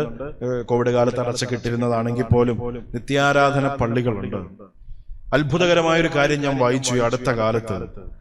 ഏറ്റവും കൂടുതൽ തകർച്ച ഫ്രാൻസ് എന്ന് പറയുന്ന രാജ്യത്തിന് ഉണ്ടാക്കിയത് ഫ്രഞ്ച് വിപ്ലവമായിരുന്നു. തിരിച്ച് ആ വിശ്വാസത്തിന്റെ അനുഭവത്തിലേക്ക് കുറച്ചെങ്കിലും തിരിച്ചു വരാൻ സാധിച്ചത് ഫ്രാൻസ് മുഴുവൻ ആരംഭിച്ച നിത്യാരാധന പള്ളിയാണ്. പ്രത്യേകിച്ച് ഫ്രാൻസിന്റെ തലസ്ഥാനമായ പാരീസില് ഇന്നും ചെന്നാൽ അവിശ്വാസികളായ വ്യക്തികൾ പോലും, നിരീശ്വരവാദികളായ വ്യക്തികൾ പോലും ഈ നിത്യാരാധന പള്ളിയിൽ വന്ന് പ്രാർത്ഥിക്കും. ഞാൻ കണ്ണുകൊണ്ട് കണ്ട കാഴ്ചയാണ്. ഈ നിത്യാരാധന പള്ളിയില്, ആലുവയിലുള്ള ഈ നിത്യാരാധന പള്ളിയില് ഒരിക്കല് ഈ ധ്യാനവുമായിട്ട് ബന്ധപ്പെട്ട് ഒരു 3 ദിവസം അടുക്കൽ പോകാനായിട്ട് ഇടവന്നു. രാവിലെ ഒരു 9 മണി സമയമായപ്പോ അവിടെ ചെന്നിരുന്നപ്പോ കണ്ടൊരു കാഴ്ച, ഒരു പയ്യൻ, ഈ കാഴ്ചയിൽ നമ്മൾ ഫ്രീക്കന്മാരെന്നൊക്കെ വിളിക്കുന്ന രീതിയിലുള്ള വസ്ത്രധാരണമുള്ള ഒരു പയ്യൻ ദേവാലയത്തിലേക്ക് വന്നു. തന്റെ കയ്യിലുള്ള ബാഗ് അവിടെ വെച്ചു. എന്നിട്ട് പള്ളിയിൽ സാഷ്ടാംഗം വീണൊരു അല്പനേരം കിടന്നു, പ്രാർത്ഥിച്ചു. പിന്നെ മുട്ടുകുത്തി നിന്ന് പ്രാർത്ഥിക്കുക, കൈകൂപ്പി കണ്ണടച്ച്. എന്താ പ്രാർത്ഥിക്കുന്നതെന്ന് മനസ്സിലാകുന്നില്ല. 1 മണിക്കൂർ അതിൽ കൂടുതലായി കഴിഞ്ഞപ്പോൾ അവൻ എഴുന്നേറ്റ് പുറത്തേക്ക് പോയി. 2-ാമത്തെ ദിവസവും സമാനമായ കാര്യം ആവർത്തിച്ചു. 3-ാമത്തെ ദിവസവും ഇങ്ങനെ ആവർത്തിച്ച് കഴിഞ്ഞ പുറത്തേക്ക് ഇറങ്ങിയപ്പോ ഞാൻ പുറത്തേക്ക് ഇറങ്ങിയിട്ട് അവനോട് ചോദിച്ചു. ഞാൻ പറഞ്ഞു, ഒരു അച്ഛനാണ്, ഇങ്ങനെ പള്ളിയിൽ ഇങ്ങനെ പ്രാർത്ഥിക്കാൻ വന്നിരുന്നതാ, നീ വരുന്നത്, നീ പ്രാർത്ഥിക്കുന്നതൊക്കെ ഞാൻ ശ്രദ്ധിച്ചു, എന്തുകൊണ്ടാണ്? അവൻ സന്തോഷത്തോടെ കാര്യം പറഞ്ഞു. അച്ചോ, ഞാനൊരു അപകടത്തിൽപ്പെട്ട് അത്യാസന്ന നിലയിൽ ആശുപത്രിയിൽ കടന്നതാണ്. എന്റെ ഇപ്പോഴത്തെ ജീവിതം ദൈവത്തിന്റെ ഒരു ബോണസാണ്. ഇങ്ങനെ ആശുപത്രി കിടന്ന് എന്റെ അമ്മ ഒരുപാട് പ്രാർത്ഥിച്ചിട്ടുണ്ട്. പ്രത്യേകിച്ച് ആ പള്ളി, ആ ആശുപത്രിയിലെ ദേവാലയത്തിലെ ദിവ്യകാരുണ്യത്തിന്റെ മുമ്പിൽ സൗഖ്യം കെട്ടി പുറത്തേക്ക് ഇറങ്ങിയപ്പോ അമ്മ കാര്യം പറഞ്ഞു, ദൈവമാണ് നിന്നെ തിരികെ കൊണ്ടുവന്നത്. അവൻ ഉറച്ചൊരു തീരുമാനമെടുത്തു. ദാനമായി നൽകി ഈ ജീവിതത്തിന് എന്ത് പ്രതിനിധിയാണ് ഞാൻ കൊടുക്കേണ്ടത്? അതിനവനൊരു തീരുമാനമെടുത്ത് എഞ്ചിനീയറിംഗ് ബിടെക് ബിരുദം പാസ്സായിട്ട് ഇൻഫോ പാർക്കിൽ ജോലി ചെയ്യുന്ന ചാലക്കുടി സമീപത്തുള്ള ഒരു സ്ഥലത്ത് നിന്ന് വരുന്നൊരു പയ്യനാണ്. അവൻ ഒരു തീരുമാനമെടുത്ത് എന്താണെന്നറിയാവോ? ദൈവത്തിന്റെ മുമ്പിൽ ദൈവത്തിന് എല്ലാ ദിവസവും മുടക്കം കൂടാതെ നന്ദി പറഞ്ഞു മുന്നോട്ട് പോകണം. അതിനു വേണ്ടിയിട്ടാണ് ഈ പള്ളിയിൽ വരുന്നത്. ഷിഫ്റ്റ് അനുസരിച്ച് അവൻ പല ദേവാലയങ്ങളിലും പോകും. മറ്റൊരു പ്രത്യേകത കൂടെ ഞാൻ അറിഞ്ഞു. ഈ ആലുവ മുതല് ഈ ചാലക്കുടി വരെ എത്തുന്ന സ്ഥലത്ത് ഏകദേശം 8ഓ 10ഓ പള്ളികളിൽ നിത്യാരാധന കൂടാരങ്ങൾ ഉണ്ടത്രേ. ഏതെങ്കിലും ഒരു സ്ഥലത്ത് സൗകര്യപ്രദമായിട്ട് പോകും. ഇതുവരെ വീഴ്ച വരുത്തിയിട്ടില്ല. എന്റെ ജീവിതം ദൈവത്തിനൊരു ബോണസ്, ദൈവം തന്നൊരു ബോണസ്. അതിനനുസരിച്ച് എന്നിട്ട് പറയുന്നൊരു കാര്യമുണ്ട്, ഈ പള്ളിയിൽ വന്ന് പ്രാർത്ഥിച്ച് പുറത്തേക്ക് ഇറങ്ങുമ്പോൾ ലഭിക്കുന്നൊരു വലിയൊരു ശക്തിയുണ്ട്. ഇത് പറയുന്നത് ഒരു ചെറുപ്പക്കാരനാണെന്ന് ഓർക്കണം കേട്ടോ. ചേർന്ന് പറഞ്ഞേ ഹല്ലേലൂയ. മുസ്ലിം പറഞ്ഞേ ഹല്ലേലൂയ, ഹല്ലേലൂയ, ഹല്ലേലൂയ, ഹല്ലേലൂയ. യേശുവേ നന്ദി, യേശുവേ സ്തുതി. യേശുവേ ആരാധന. Hallelujah, hallelujah. നമ്മൾ ഈ ദേവാലയവുമായിട്ടുള്ള ബന്ധം എന്താണ്? കൂദാശകൾ നടത്തി കിട്ടാൻ വേണ്ടിയിട്ടുള്ള ഒരു ഇടം മാത്രമാണ്. നമ്മുടെ ജീവിതത്തിലെ കാര്യങ്ങൾ നടത്തി കിട്ടാൻ വേണ്ടിയുള്ള ഒരു ഇടം മാത്രമാണ്. അല്ലെങ്കിൽ ഒരു ATM കൗണ്ടർ പോലെ ഇവിടെ വന്ന് ആവശ്യം ഉണ്ടെങ്കിൽ മാത്രം വന്ന് കാര്യങ്ങൾ നടത്തി പോകുന്ന ഒരു ഇടമാണോ? ഒരിക്കലും അല്ല. ഈ ദേവാലയവുമായി ഇതുമായി ബന്ധപ്പെട്ട് പ്രവർത്തിച്ച് മുന്നോട്ട് പോകണം. വചനത്തിൽ നമ്മൾ വായിക്കുന്നുണ്ട് പ്രിയപ്പെട്ടവരെ, അപ്പോസ്തല പ്രവർത്തനങ്ങളുടെ പുസ്തകം 2-ാമത്തെ അധ്യായം, പരിശുദ്ധാത്മാവിനെ സ്വീകരിച്ചത് കഴിഞ്ഞതിന് ശേഷം അവർക്കുണ്ടായ വലിയ അഭിഷേകവും വ്യത്യാസവും. അവിടെ കാണുന്ന കാഴ്ച എന്താണെന്നറിയാവോ? കർത്താവിന്റെ ദിവസം, പരിശുദ്ധ ദിവസം എന്ന് വെച്ച ഞായറാഴ്ച അപ്പം മുറിക്കൽ ശുശ്രൂഷയിൽ അന്ന് ദേവാലയത്തിന്റെ സംവിധാനം ഉണ്ടായിരുന്നില്ല. വീടുകൾ ദേവാലയമായിരുന്നു. അവിടെ അപ്പം മുറിക്കൽ ശുശ്രൂഷയിൽ അവർ രഹസ്യമായിട്ട് പങ്കുചേർന്നു. ഈ കർത്താവിന്റെ ആ ശരീരം സ്വീകരിച്ച് പുറത്തേക്ക് ഇറങ്ങുന്ന സമയത്ത് അവരുടെ തീഷ്ണത കണ്ടുകൊണ്ട് മറ്റുള്ളവർ പറഞ്ഞു, ഇവരിൽ എന്തോ വ്യത്യാസമുണ്ട്. അങ്ങനെ അതറിയാൻ വേണ്ടി അവരും ആ അപ്പം മുറിക്കൽ ശുശ്രൂഷയിൽ വന്ന് പങ്കുചേർന്നു. അവരും ദൈവത്തിലും അവന്റെ സഭയിലും ഈശോയിലും അവന്റെ സഭയിലും വിശ്വസിക്കാനായിട്ട് തയ്യാറായി. ആരാണ് ഒരു വിശ്വാസി എന്ന് വചനത്തിൽ പറയുന്നുണ്ട്. യെശയ്യായുടെ പ്രവചനം 43:10 എന്താണെന്നറിയാവോ? എന്നെ അറിഞ്ഞ് എന്റെ ജനത്തിന്റെ മുമ്പിൽ ഏറ്റു പ്രഖ്യാപിക്കാൻ ഞാൻ വിളിച്ച എന്റെ വിശ്വസ്തദാസൻ. എന്നെ അറിഞ്ഞ് മറ്റുള്ളവരുടെ മുമ്പിൽ തീഷ്ണതയോടുകൂടെ സാക്ഷ്യത്തോടെ ജീവിക്കാൻ സാധിക്കുന്നവൻ എന്ന് വെച്ച കർത്താവിനെ സ്വീകരിച്ച് പുറത്തേക്ക് ഇറങ്ങിയപ്പോ അവന്റെ ജീവിത മാതൃക കണ്ടുകൊണ്ട് എല്ലാം പൊതുവായിട്ട് കരുതുന്നു, പരസ്പര വിദ്വേഷ വൈരാഗ്യമില്ല, ക്ഷമിക്കുന്നു, പൊറുക്കുന്നു, സന്തോഷത്തോടുകൂടെ ജീവിക്കുന്നു. ഇത് കണ്ട് സഭയിൽ അനേകം പേര് അംഗങ്ങളായി തീർന്നു. ചേർന്ന് പറയാവോ? Hallelujah, hallelujah, hallelujah, hallelujah, hallelujah. മറ്റൊരു അനുഭവം കൂടെ പറയട്ടെ. വർഷങ്ങൾക്ക് മുമ്പാണ് UK പ്രത്യേകമായിട്ട് ഗ്ലാസ്കോ എന്ന് പറയുന്ന ഒരു സ്ഥലമുണ്ട്. സ്കോട്ട്ലൻഡിന്റെ തലസ്ഥാനമാണ്. അവിടെയുള്ള ഒരു ദേവാലയത്തിൽ കണ്ടൊരു കാഴ്ച ഹൃദയം നുറുങ്ങുന്നൊരു കാഴ്ചയായിപ്പോയി പ്രിയപ്പെട്ടവർ. വർഷങ്ങൾക്ക് മുമ്പ് ഡിസംബർ മാസം 31-ാം തീയതി ഒന്ന് വെറുതെ നടക്കാൻ പുറത്തിറങ്ങിയതാ. ഒരു പള്ളിയുടെ ഫ്രണ്ടിൽ വെച്ചിരിക്കുന്ന ഒരു ബോർഡ് ഞാൻ ശ്രദ്ധിച്ചു. ബോർഡിൽ എഴുതിയിരിക്കുന്ന വാക്കുകൾ ഇങ്ങനെയാണ്: you are all cordially welcome to enjoy 7 kernel sins. എന്ന് വെച്ചാൽ നിങ്ങളെ എല്ലാവരെയും 7 മൂലപാപങ്ങൾ ആസ്വദിക്കാനായിട്ട് ക്ഷണിക്കുന്നു. ഞാൻ കണ്ണു തിരുമ്മി വീണ്ടും വായിച്ചു. ഞാൻ വായിച്ച് ഇംഗ്ലീഷ് തെറ്റിപ്പോയതാണോ എന്നറിയാൻ വേണ്ടിയിട്ട്. കൃത്യമാണ് വായിച്ചത്. മൂലപാപം ഏതൊക്കെയാണെന്ന് നമുക്കറിയാം. അഹങ്കാരം, അസൂയ, അശുദ്ധി എന്നുള്ള മൂലപാപങ്ങളും അതിനെതിരായ പുണ്യങ്ങളൊക്കെ പഠിച്ചിട്ടുണ്ട്. എന്റെ സുപ്പീറച്ചന്റെ അടുക്കൽ വന്നിട്ട് ചോദിച്ചു, അച്ഛൻ ഇതെന്തെങ്കിലും എഴുതി വെച്ചിരിക്കുന്നത്? ആ അച്ഛൻ പറഞ്ഞു, വൈകുന്നേരം ആകുമ്പോൾ നമുക്ക് വീണ്ടും പോകാം. വൈകുന്നേരം ആയപ്പോൾ അതേ സ്ഥലത്ത് വന്നു. ആ പള്ളിയുടെ അങ്കണത്തില് ഒരുപാട് കാറുകൾ ഇങ്ങനെ നിറഞ്ഞു കിടപ്പുണ്ട്. ദേവാലയവും അതിന് അഡ്ജസ്റ്റന്റ് ആയിട്ടുള്ള വലിയൊരു മോണസ്ട്രി, വലിയൊരു ആശ്രമമാണ് ഇങ്ങനെ കിടക്കുക.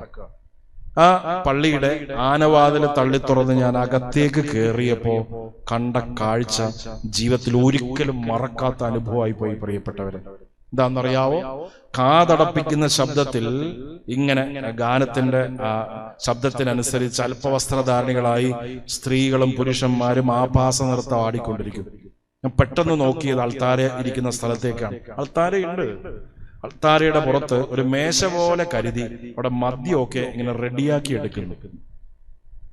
ഒരു നരകത്തിൽ പോയൊരു അനുഭവം. പെട്ടെന്ന് പുറത്തേക്ക് ഇറങ്ങി ഞാൻ അച്ഛനോട് ചോദിച്ചത് എന്താ സംഭവം എന്താന്ന് പറഞ്ഞു തന്നു. ആളുടെ എണ്ണം കുറഞ്ഞപ്പോ പള്ളി ഓപ്ഷന് വെച്ചു, ലേലത്തിൽ വെച്ചു. പഴയ പള്ളി ആയതുകൊണ്ട് അത് ഓപ്ഷൻ ലേലത്തിൽ എടുത്തത് പ്രമുഖമായൊരു ഹോട്ടൽ ശൃംഖലയായിരുന്നു. പൊളിച്ചു കളയാൻ പറ്റുകയല്ല, ലിസ്റ്റഡ് ബിൽഡിംഗ് ആണ്. ആശ്രമത്തെ ആ ഒരു ഹോട്ടലും അതോടൊപ്പം തന്നെ ഹെറിറ്റേജ് ഹോട്ടലും ഈ പള്ളിയിരിക്കുന്ന സ്ഥലത്തെ അവര് ഡിസ്കോത്തെയും പബ്ബും ബാറുമാക്കി മാറ്റി. നോക്കണേ, നടന്നു പോകുന്നതിൽ അച്ഛൻ പറഞ്ഞൊരു കാര്യമുണ്ട്. നിങ്ങൾ പറയുമായിരിക്കും അമേരിക്കയിലല്ലേ, UK-ലല്ലേ, അയർലൻഡിലല്ലേ എന്നൊക്കെ പറയുമായിരിക്കും. പക്ഷേ നമ്മുടെ ഇടയിലും സംഭവിക്കാൻ ഇടയുള്ള ഒരു കാര്യം അച്ഛൻ അതിന്റെ കാരണം കൂടി പറഞ്ഞു തന്നു. എന്താന്ന് പറയാവോ? ഒരു ജനസമൂഹം, ഒരു തലമുറ ശ്രദ്ധയോടുകൂടെ തീക്ഷ്ണമായി വരും തലമുറയ്ക്ക് വിശ്വാസം പകർന്നു കൊടുക്കാത്തതിന്റെ പരിണിത ഫലം. ഞാൻ ആവർത്തിക്കാം, ഒരു തലമുറ അലസരായിട്ട് ജീവിച്ച് വിശ്വാസം വരും തലമുറയ്ക്ക് പകർന്നു കൊടുക്കാത്തതിന്റെ പരിണിത ഫലം. പ്രാർത്ഥന മാറ്റിവെക്കാൻ കുഴപ്പമില്ല, പള്ളി ദേവാലയം അതൊന്നും വലിയ പ്രശ്നമില്ല, പ്രാർത്ഥന മുടങ്ങിയാലും പ്രശ്നമില്ല, ആത്മീയ കാര്യങ്ങളിൽ വീഴ്ച സംഭവിച്ചു പോയാലും കുഴപ്പമില്ല, ദേവാലയത്തിൽ പോയാലും കുഴപ്പമില്ല, കുർബാനയിൽ പങ്കെടുക്കുമ്പോഴുള്ള അനുഭവവും അതിലും വലിയ പ്രശ്നങ്ങളില്ല. ഈ ഒരു ചിന്താഗതി ചേർന്ന് പറഞ്ഞേ ഹല്ലേലൂയ. നുസ്രത്തി പറയാവോ ഹല്ലേലൂയ, ഹല്ലേലൂയ. യേശുവേ നന്ദി, യേശുവേ സ്തുതി, യേശുവേ ആരാധന. ഹല്ലേലൂയ.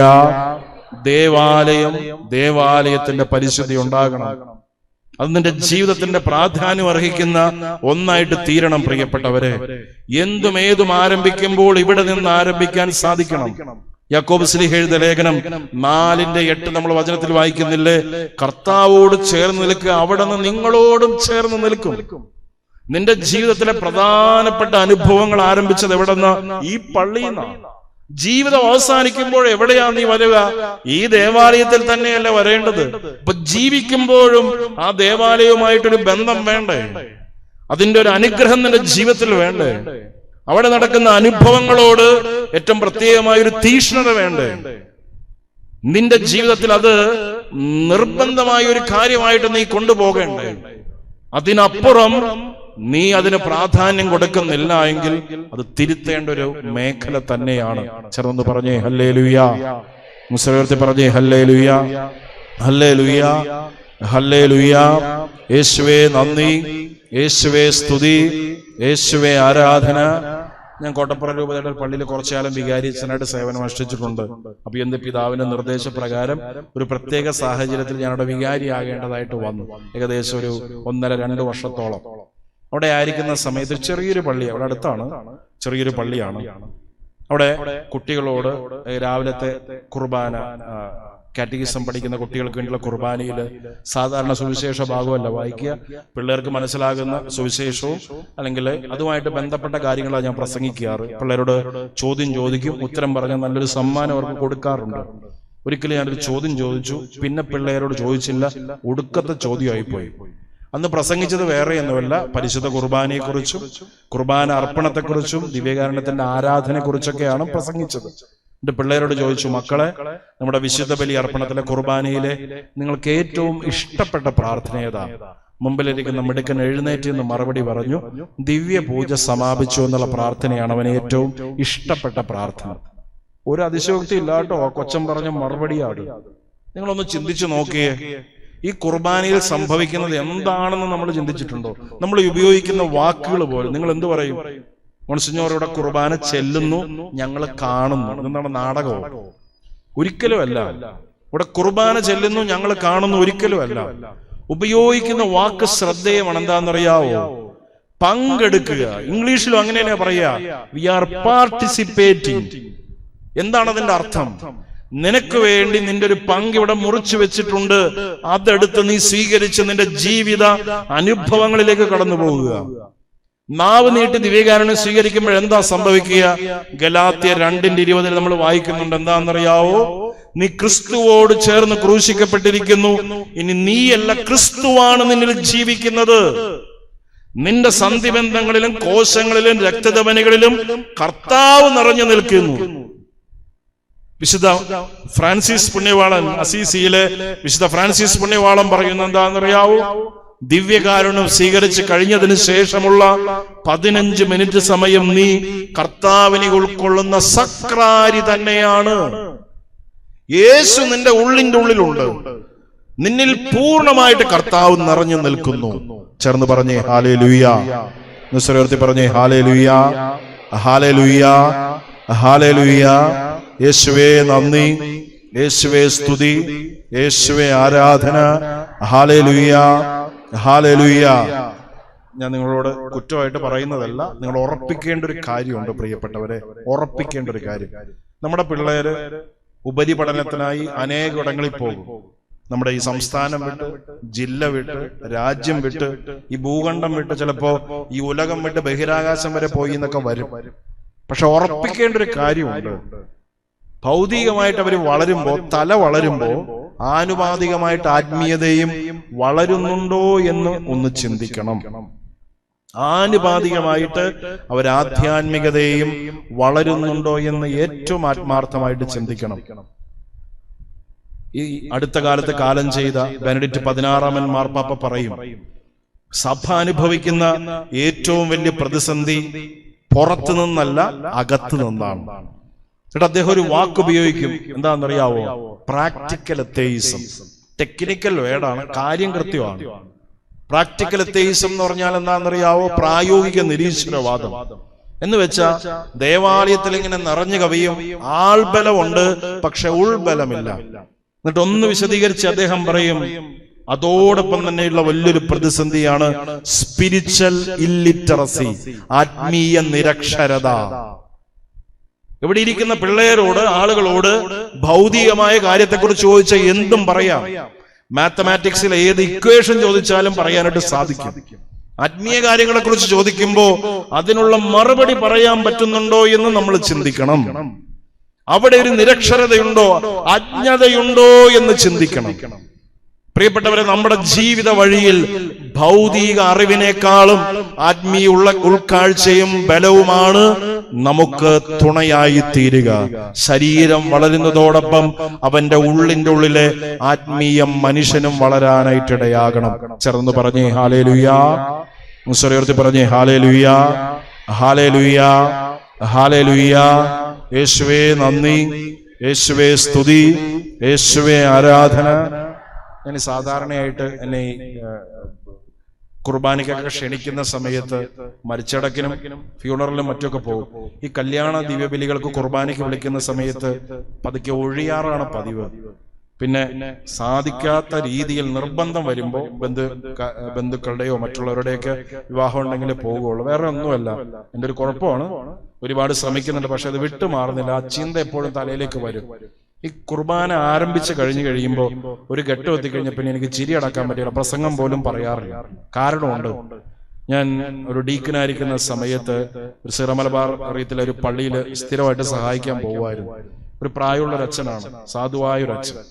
ഇപ്പൊ ഒരു ഞായറാഴ്ച ദിവസം അച്ഛനെ സഹായിക്കാനായിട്ട് അവിടെ ചെന്ന സമയത്ത് അച്ഛൻ പറഞ്ഞു, മോനെ ജോസെ, ഇന്നൊരു കല്യാണ കുർബാനയുണ്ട്, അന്ന് ഏറ്റിരുന്ന അച്ഛൻ എത്തിയിട്ടില്ല, ഞാൻ തന്നെ കുർബാനയില് കല്യാണം കെട്ടിക്കും, നീ ഒന്ന് പ്രസംഗിക്കുക. ഇപ്പൊ കുടുംബജീവിതത്തെക്കുറിച്ച്, വൈവാഹിക ജീവിതത്തെക്കുറിച്ച് ചെറിയൊരു പ്രസംഗമൊക്കെ പറഞ്ഞു. അത് കഴിഞ്ഞപ്പോ എനിക്ക് തോന്നി, എന്തായാലും രണ്ടുപേരും ഒന്നായിട്ട് തീരുന്നതല്ലേ, തുടർന്നും പങ്കുചേർന്നേക്കാന്നൊരു തോന്നല്. അതാണ് കുഴപ്പമായിട്ട് തീർന്നത്. എന്റെ പ്രസംഗം കഴിഞ്ഞ് അച്ഛൻ ബാക്കിയുള്ള കർമ്മങ്ങളൊക്കെ തുടങ്ങി. താലിയും മന്ത്രകോടി മോതിരമൊക്കെ എടുത്ത് വെഞ്ചരിച്ചു. അതിനുശേഷം ഈ പ്രതിജ്ഞ എല്ലാം ചെല്ലാൻ വേണ്ടിയിട്ടുള്ള വിശുദ്ധ ഗ്രന്ഥമൊക്കെ എടുത്ത് വെച്ചു. എന്നിട്ട് താലിയെടുത്ത് വരന്റെ കയ്യിലേക്ക് കൊടുത്തിട്ട് പ്രാർത്ഥന ചൊല്ലി അത് വധുവിന്റെ കഴുത്തിൽ ചാർത്തി, മോതിരം എടുത്തു കൊടുത്ത് പരസ്പരം കൈമാറി, മന്ത്രകോടി വിരിപ്പാവ് എടുത്തിട്ട് വരന്റെ കയ്യിലേക്ക് കൊടുത്തിട്ട് പ്രാർത്ഥന ചൊല്ലിയിട്ട് അച്ഛൻ പറഞ്ഞു ശിരസിലിടാൻ പറഞ്ഞപ്പോ ആ ദുഷ്ടൻ അത് തുറന്നിട്ട് സ്വന്തം തലയിലേക്ക് ഒരൊറ്റ ഇടലാണ്. ചിരിയടക്കാൻ പറ്റാതെ പള്ളിയുടെ സങ്കീർത്തത്തിലേക്ക് ഞാൻ ഓടിപ്പോയി. ഈ പാവം അച്ഛൻ നിന്നിങ്ങനെ ചിരിച്ചുകൊണ്ടിരിക്കുകയാണ്. ആരുടെ തലയിൽ ഇടണമെന്ന് പോലും അറിഞ്ഞുകൂടാ. കഴിഞ്ഞപ്പോ വിളിച്ചു ചോദിച്ചപ്പോഴവൻ പറയണ, ആദ്യമായിട്ടാ കല്യാണം കാണുന്നത്. 28, 25 വയസ്സുള്ള വ്യക്തികളാണ്. വലിയ സ്ഥലത്തൊക്കെ പഠിക്കുന്നത്, വലിയ ബിരുദമൊക്കെ ഉള്ളവരാണ്. ശരീരം വളർന്നിട്ടുണ്ട്, ഈ ആത്മീയ മനുഷ്യൻ വളർന്നിട്ടില്ല. നമ്മളൊന്ന് ചിന്തിക്കേണ്ട ഒരു മേഖലയാണ് പ്രിയപ്പെട്ടവരെ. ഈ നിർബന്ധ ബുദ്ധി ഒരു കാര്യമാണ്.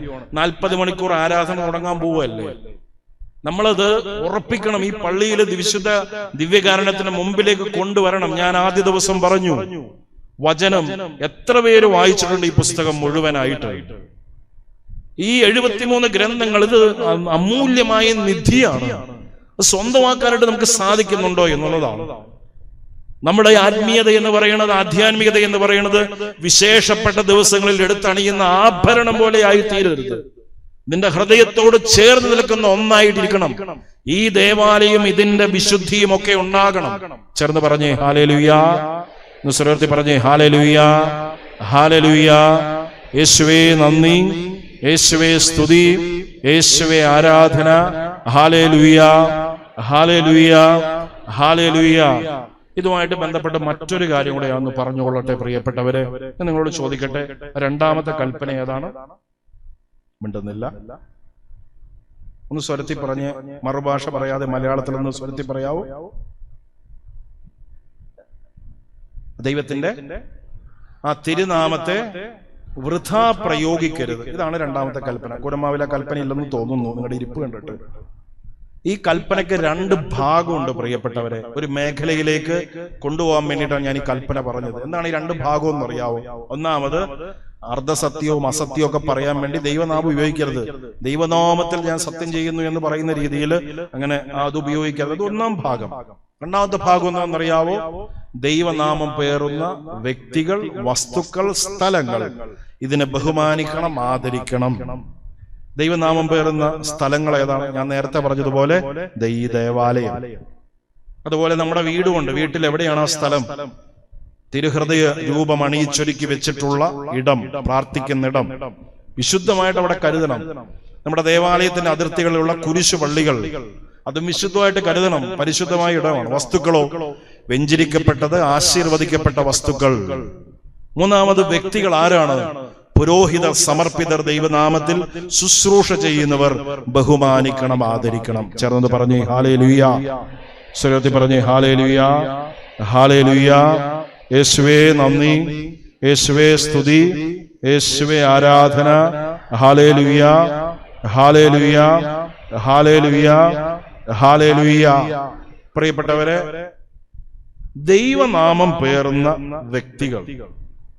അപ്പോ നമ്മുടെ ഇടയിലുള്ള ഒരു വലിയൊരു പ്രശ്നമാണ് ഈ അച്ഛന്മാരെയും കന്യാസ്ത്രീകളെയും സമർപ്പിതരെയും അല്ലെങ്കിൽ ബിഷപ്പുമാരെയൊക്കെ വിമർശിക്കാൻ പാടില്ല.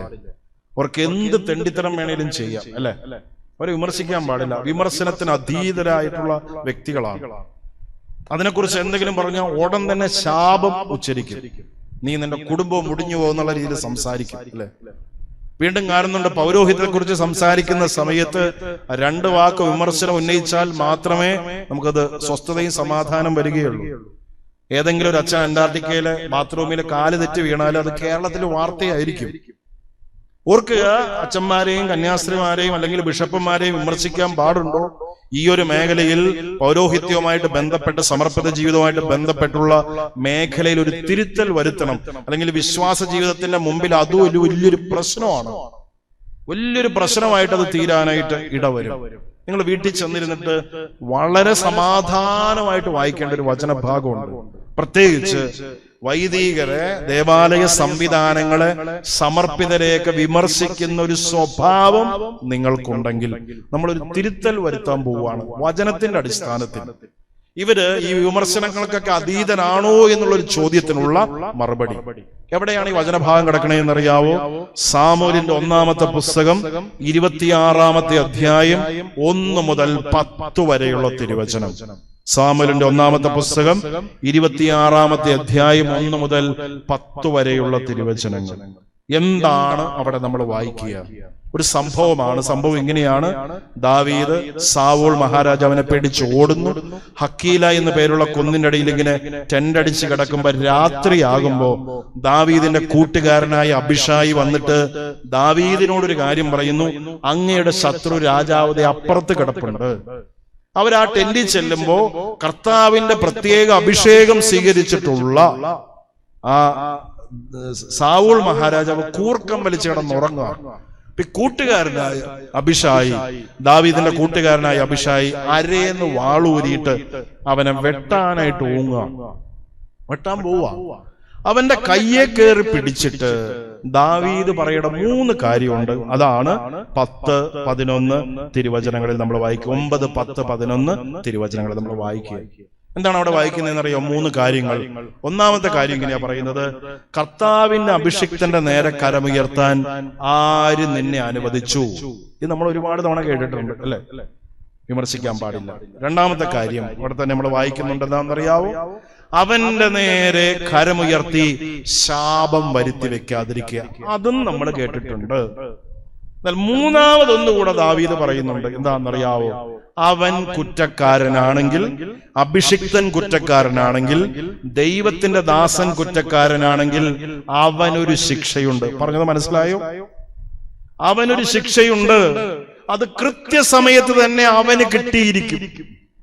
അപ്പൊ നിങ്ങളുടെ മുമ്പിലിരുന്ന് ഘോരാഘോരം പ്രസംഗിക്കുന്ന ഞാൻ നിങ്ങളുടെ വിശ്വാസ ജീവിതത്തിന്റെ തകർച്ചയ്ക്ക് കാരണമായി, ദുർമാതൃകയ്ക്ക് കാരണമായി തീരുന്നെങ്കിൽ ദൈവത്തിന്റെ ശക്തമായൊരു ശിക്ഷ എനിക്ക് കിട്ടും. ഒരു സംശയവും വേണ്ട. ഇവിടെ എഴുതി വെച്ചിരിക്കുക. അവന്റെ നേരെ കരമുയർത്തി നീ ശാപം വരുത്തി വെക്കാതിരിക്കുക.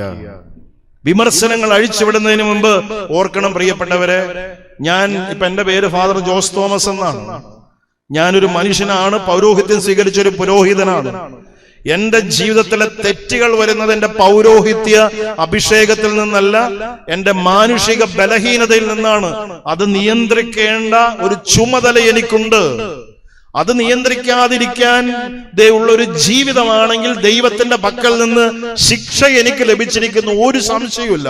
അത് ഏത് പുരോഹിതനും ഏത് സമർപ്പിതനും ബാധകമായ വചനം പറയുന്ന ഒരു കാര്യമാണ്.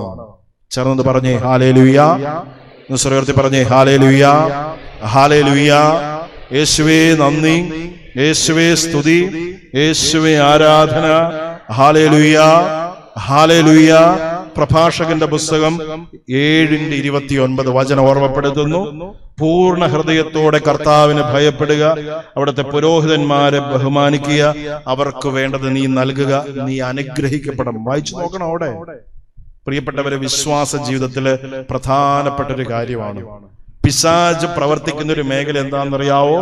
പൗരോഹിത്യത്തിന്റെ മേഖലയിൽ അവൻ ഇങ്ങനെ തകർച്ചയ്ക്കുള്ള കാര്യങ്ങൾ ഇങ്ങനെ ഓർമ്മപ്പെടുത്തി തരും. അത് പൊലിപ്പിച്ച് കാണിക്കും. നമ്മുടെ വീട്ടില് ഇല്ലെങ്കിൽ ഞാനത് പിൻവലിച്ചേക്കാം കേട്ടോ, ഇവിടെ ഈ അൾത്താരേന്ന് പിൻവലിച്ചേക്കാം. ഇതുവരെ തെറ്റിയിട്ടില്ല. കുലമാവി തെറ്റുമെന്ന് എനിക്ക് അറിയാൻ പാടില്ല, അല്ലെങ്കിൽ പറഞ്ഞേക്കാം, ഞാൻ പുറത്തേക്ക് ഇറങ്ങുമ്പോൾ അത് പിൻവലിച്ചേക്കാം. നമ്മുടെ വീട്ടിലെ ഏറ്റവും വിശിഷ്ടമായ വിഭവം ഏതാണ്? രുചികരമായ വിഭവം ഏതാണ്? എന്റെ ഒരു കാഴ്ചപ്പാടിൽ ഞാൻ കണ്ടിട്ടുള്ള കാര്യം എന്താണെന്നറിയാവോ? നമ്മുടെ വീട്ടിലെ ഏറ്റവും വിശിഷ്ടമായ വിഭവം എന്ന് പറയുന്നത് വികാരിയച്ഛന്റെയും കൊച്ചച്ഛനെയും കുറിച്ചുള്ള അപവാദങ്ങൾ, കുറ്റങ്ങൾ. ഇല്ലെങ്കിൽ ഞാൻ പിൻവലിച്ചേക്കാം. എല്ലാ ദിവസവും അവര് നമ്മുടെ സംസാരത്തിൽ വരൂലേ? വരും. അസത്യവും അർദ്ധസത്യവുമായ കാര്യങ്ങൾ ഉണ്ടാകും. എക്സ്പെക്ടേഷണൽ ഗ്യാപ്പ് എന്ന് പറയും. നമ്മളിങ്ങനെ പ്രതീക്ഷിക്കും, അവരുടെ മേൽ ആരോപിക്കും, എന്നിട്ടില്ല എന്ന് പറഞ്ഞ് അവരെ വിമർശിക്കും. എവിടെയാണ് നമ്മൾ കത്തിവെക്കണേ എന്നറിയാവോ? നമ്മുടെ വിശ്വാസത്തിന്റെ അനുഭവത്തിൽ തന്നെയാണ്. ചേർന്ന് പറഞ്ഞേ ഹല്ലേലൂയ. മുസ്ലിം പറഞ്ഞേ ഹല്ലേലൂയ, ഹല്ലേലൂയ, ഹല്ലേലൂയ. ഞാനിപ്പോ അച്ഛനായിട്ട് ഇവിടെ ഇന്ന് പ്രസംഗിക്കുന്നുണ്ടെങ്കിൽ, എന്റെ പൗരോഹിത്യം ഏതെങ്കിലും ഒരു മനുഷ്യ വ്യക്തിക്ക് കടപ്പെട്ടിട്ടുണ്ടെങ്കിൽ അതെന്റെ പ്രിയപ്പെട്ട അമ്മയ്ക്കാണ്. 100% എന്റെ അമ്മയ്ക്കാണ്. കുത്തിയിരുന്ന് മുട്ടുകുത്തിയിരുന്ന് ഇവൻ അച്ഛനാക്കണേ എന്ന് പ്രാർത്ഥിക്കുന്നത് ജീവിതത്തിൽ ഇതുവരെ കണ്ടിട്ടില്ല. പക്ഷെ ഒരു നിർബന്ധം ഉണ്ടായിരുന്നു, അന്നും ഇന്നും എപ്പോഴും. പുരോഹിതരെ കുറിച്ച്, സഭയെ കുറിച്ച്, മെത്രാന്മാരെ കുറിച്ച് കുറ്റം പറയാനുള്ള അവകാശം എന്റെ വീട്ടിലില്ല. പറഞ്ഞ ഉടൻ തന്നെ പ്രതികരണം അമ്മയുടെ ഭാഗത്തു നിന്നുണ്ടാകും. അങ്ങനെ പഠിപ്പിച്ചത് കൊണ്ടാണ് ഈ ജീവിതത്തോട് പ്രത്യേകമായ ഒരു ആകർഷണം ഉണ്ടായത്. ഇനിയൊരു ജീവിതം ഉണ്ടെങ്കിൽ ഇങ്ങനെ തന്നെ ജീവിക്കുകയുള്ളൂ. കഷ്ടപ്പാടും ദുരിതവും കണക്കില്ല, അത് ഉറപ്പിച്ചു പറയാം. കല്ലേറ് മാത്രമേ കിട്ടുകയുള്ളൂ. നിങ്ങൾ കാണുന്ന പൗരോഹിത്യ ജീവിതം അല്ല പ്രിയപ്പെട്ടവരെ. പക്ഷേ ബഹുമാനിക്കാൻ, ആദരിക്കാൻ പഠിപ്പിച്ചതുകൊണ്ട് എനിക്ക് ചിലപ്പോൾ നിങ്ങൾക്ക് കേൾക്കുമ്പോൾ ഇത് ചിരിയായിട്ടൊക്കെ തോന്നും. പക്ഷെ എനിക്കൊരു വേദനയാണ്. ഞാൻ ഇടവപ്പള്ളിയിൽ ഇരിക്കുന്ന സമയത്ത് എൻ്റെ സുഹൃത്തുക്കളായ വൈദികരാണ് അടുത്തുള്ളത്. ഒരു ദിവസം ഉച്ചയ്ക്ക് അവരെ കാണാനായിട്ട് പോയി. അപ്പൊ ഞാൻ വാഹനം എടുത്തില്ല, നടന്നുപോയി. തിരിച്ച് ഞാൻ നടന്നു വരുന്ന സമയത്ത്, ഭക്ഷണമൊക്കെ കഴിച്ച് നടന്നു വരുന്ന സമയത്ത്, ഒരു കാലം കൂടെയൊക്കെ പിടിച്ച് നടന്നു വരുന്ന സമയത്ത്, ഒരമ്മ, യുവതിയായ ഒരു അമ്മ കൊച്ചിന് ചോറും കൊടുത്തുകൊണ്ട് വീടിന്റെ മതിലിന് സമീപത്ത് വെപ്പുണ്ട്. ഈ മുതൽ എന്ത് പറഞ്ഞിട്ടും ഭക്ഷണം കഴിക്കുന്നില്ല. അപ്പൊ ദൂരെ നിന്ന് ഞാൻ വരുന്നത് കണ്ടിട്ട് അമ്മ ഉടൻ തന്നെ കൊച്ചിനെ തോണ്ടിയിട്ട്, പയ്യനെ തോണ്ടിയിട്ട് പറഞ്ഞു, അതേ മോനെ നോക്കിയേ, കോക്കായി അടുത്ത് വരുമ്പോ പിടിക്കും. ഞാൻ നോക്കുമ്പോ കറുത്തിരണ്ടിരിക്കുന്നു, കറുത്ത കൊട, രൂപം, കൊച്ചോടൻ തന്നെ ഒരു ഉരുള വിഴുങ്ങി. ഇത് ഇനി ഉടുപ്പെട്ട അച്ഛനെയോ കന്യാസ്ത്രീയെ കണ്ടാല് കൊച്ചിന്റെ മനസ്സിൽ ആ കോക്കായി ഭൂത ഇമേജ് അല്ലേ ഉണ്ടാകുക. എന്നെങ്കിലും ആ കൊച്ചുള്ളിലേക്ക് സ്വീകരിക്കൂ.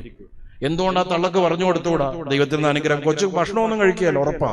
പക്ഷേ 1000 കൊല്ലം തപസ്സിരുന്നാലും കൊടുക്കാത്തൊരു വലിയൊരു കാര്യം ആ കുഞ്ഞിന്റെ ഹൃദയത്തിലേക്ക് വെച്ചു കൊടുക്കുക.